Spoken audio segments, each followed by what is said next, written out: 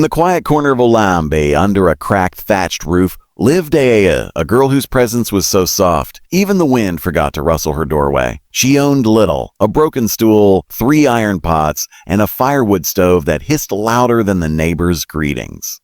At every dawn, before the village roosters declared war with the sky, she rose to cook, not for anyone else, but because the smell of crushed garlic and wood smoke filled something missing inside her. When her hands touched yam flour or her fingers measured salt by memory, her loneliness melted, replaced by a rhythm older than language. Cooking was not a duty for Afia. It was survival of the spirit. Her neighbors rarely looked her in the eye. They passed her shack without pause, calling her the quiet girl who talks to pots. The village women spoke loudly at the well, boasting of their husbands and jewelry, while Afia carried water in silence, her laughter tucked beneath her breath.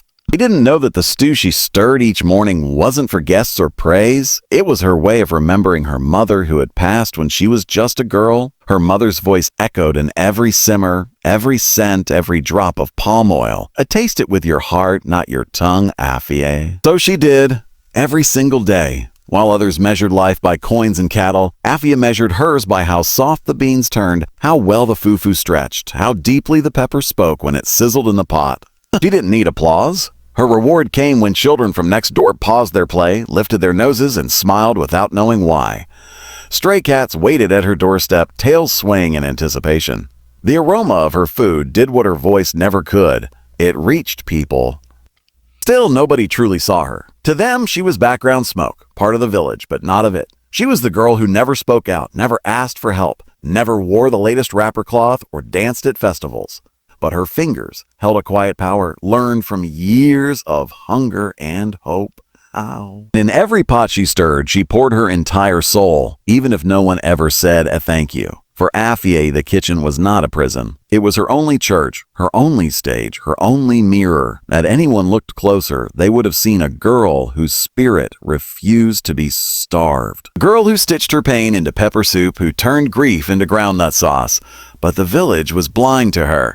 They smelled her food, but never noticed her, and Afia never minded, because she never imagined that one day her gift, so ignored, so ordinary, would rise like fire and carry her into a world far beyond the clay wall she had always called home. Afia's shack stood near the village center, close enough to be seen but never invited. Her walls were patched with mud and palm leaves, her clothes faded from years of rinsing in cold river water. The women of Olambe, dressed in colorful wrappers and golden earrings, often passed by her home with wrinkled noses and sharpened tongues. "Oh, that one," they whispered loud enough for her to hear, "always smells like onions and smoke, as if cooking will bring her husband her riches." Their laughter rang like cowbells, brittle and cruel. They never stopped to ask if she had enough to eat. They only saw what she lacked, not what she carried. But while their gossip burned like dry wood, something else quietly happened. Each morning, after Afia had finished cooking and sat on her stool, blowing into her bowl of steaming porridge, little feet began to shuffle near her door. Barefoot, hungry-eyed children lingered just outside her window, pretending to play. They were the same children of those proud women, the same ones whose homes overflowed with plenty, but whose meals were cooked without care, without warmth. They followed the scent of Afia's food like bees to nectar, drawn by something they didn't yet understand. It wasn't just taste, it was feeling. Afia noticed. Of course she did. Her ears were trained to hear the shuffle of need. She would smile gently, rise, and without a word, break her small portion into more pieces than it should have held. She never said a come, but the children came anyway. They sat around her, their hands cupped, their eyes full. One spoonful here, one bite there, until all was gone. Afia never ate enough herself, but she had learned that giving made her feel full in a way food never could. Their mothers noticed. Oh yes, they saw. One even scolded her child for eating food from that dirty girl. But deep down, their pride was pierced. They cooked with salt and fire, but Afia cooked with soul, and their children could taste the difference.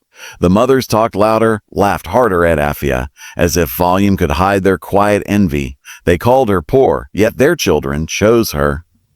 Still, Afia never responded. She didn't raise her voice or defend herself. She let the children's presence be her only answer. She knew the women would never understand, that they could have all the riches in the market, but their pots would still taste hollow. For Afia, her poverty was real, but her food carried wealth the eye could not see. And each day, with tiny hands at her window, she proved it. Afia didn't just cook to fill stomachs. She cooked to heal wounds no one could see. Her hands stirred with remembrance, her fingers moved like prayers, and every drop of oil, every sprinkle of pepper was part of a story written long ago. Her mother, gone too soon, had taught her the sacred rhythm of cooking, not from a book, but through song and silence. She often remembered how her mother used to say, "Child, the pot listens. If you cry into it, the food will know. If you smile, it will sing." Afia never forgot. So when her soul ached, she didn't speak. She just cooked. And the pot always answered. In a world that never asked if she was lonely, Afia found friendship and flavors. When she pounded yam, she was beating away sadness. When she washed rice, she was washing away insults. The fire under her pot didn't just cook, it purified. And though her home was small and empty of wealth, it smelled like warmth, like peace, like home. Even strangers passing by slowed down, sniffed the air, and wondered who cooked such magic behind crumbling clay walls. To Afia, each dish held meaning. Her okra soup wasn't just for hunger, it was for aching joints. Her spicy broth wasn't for show, it was to awaken tired spirits. She believed that food, when made with love, could reach places that no words could go. When the village mourned, she left bowls at doorsteps. When a child fell ill, she arrived silently with boiled plantains and healing herbs. People didn't always thank her, but they always ate.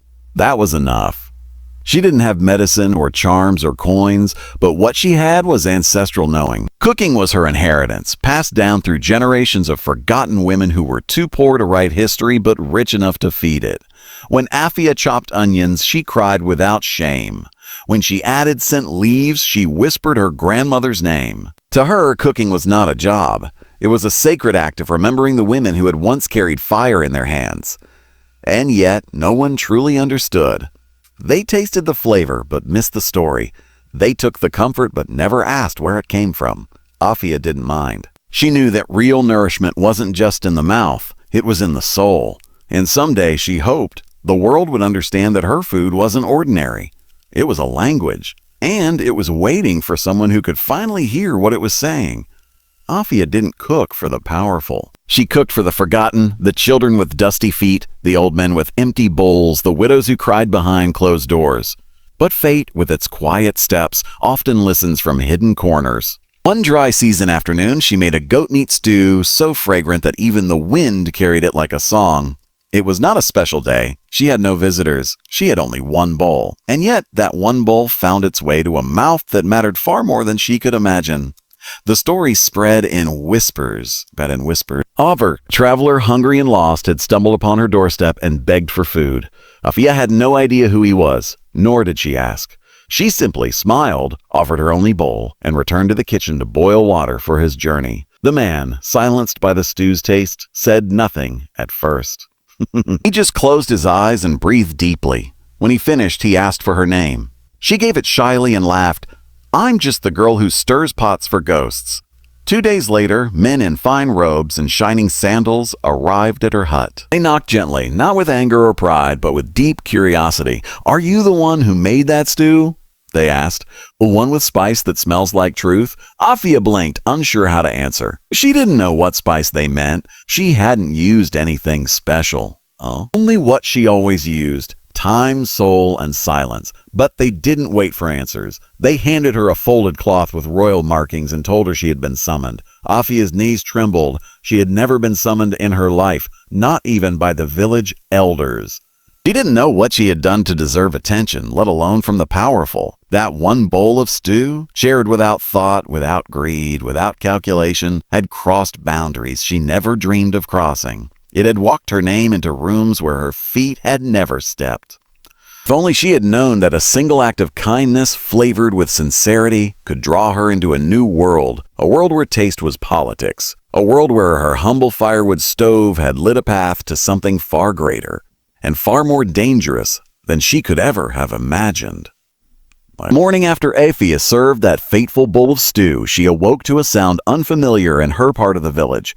The thudding hooves of clean-shoed horses, the creaking of leather straps, and the soft command of men who didn't smell like dust and smoke. She peeked outside, expecting perhaps a cart or a complaint. Instead, she saw 3 men, dressed not in rich clothing, but in garments pressed with care and marked with an unfamiliar emblem. They were neither warriors nor merchants. They were messengers, and they carried no weapons, only a small scroll with her name on it.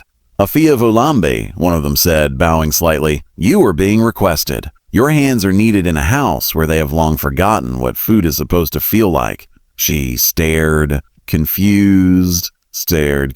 "Why me?" The messenger smiled. "Because your food makes people remember who they were before the world hardened them." They didn't ask if she was ready. They didn't demand anything. They simply waited patiently by her door, as if they knew this wasn't a command, but an awakening. That morning, Afia did not pack clothes. She took only her mother's wooden spoon, a pouch of dried pepper, and a cracked gourd of shea oil. She didn't know where she was going, but something in her chest, deep, slow, and powerful, told her it was time.